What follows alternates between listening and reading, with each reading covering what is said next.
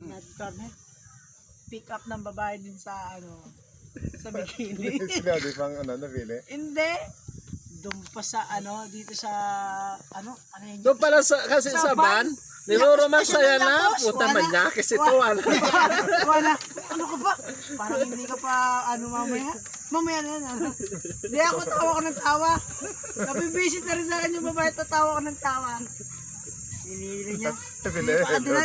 Ando na sa ngayon, sa hotel na. Sukat ko hinilang yung Lyodi. Paano yung shirt niya nakagiganyan. Bago puro tinta. yung puti niyang damit. Nangitit. Sabi niya siguro, ay, may ari ito ng bakal puti. Manager ng junk. Hinila niya sa loob. Bago, kay na. Hindi ako nabili na. Kay Richie. Natatawa kay Richie. Sabi niya, pare, pagtapos mo, katok ka, buksan mo. Katok, lain ang katok ko ni Arnel. Ay. Sabi niya kay Jerome, pare, hindi siya pinapansin. Hindi siya kay Tito Arnel.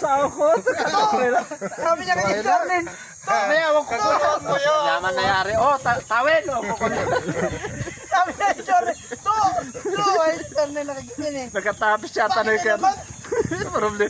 Imbes na itiro na kaya tayo tiro ta. Pukali ng pukali ito inuhain. Wala kami.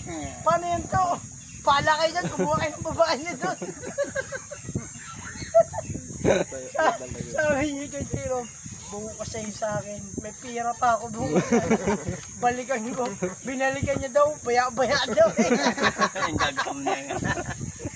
Nilagyan niya daw 120. Suko daw. 120 revisa. May revisa. Nangayat na maon.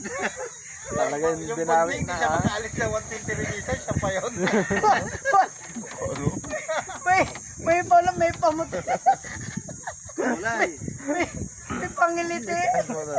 Hindi ka? Yeah. Hindi gaya, ayop ya.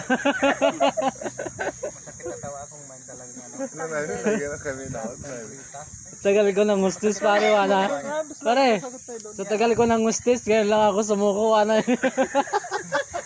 Siya naman daw. Una daw. Nakaakit yan tubo na maon. Yung una, sabi daw ni Bulong, 30 minutes, siguro dapat 30 minutes, ayari na. Nung pangalawa daw, 1 oras na, baya-baya na. Ayoko na ba na. Magaan na yun.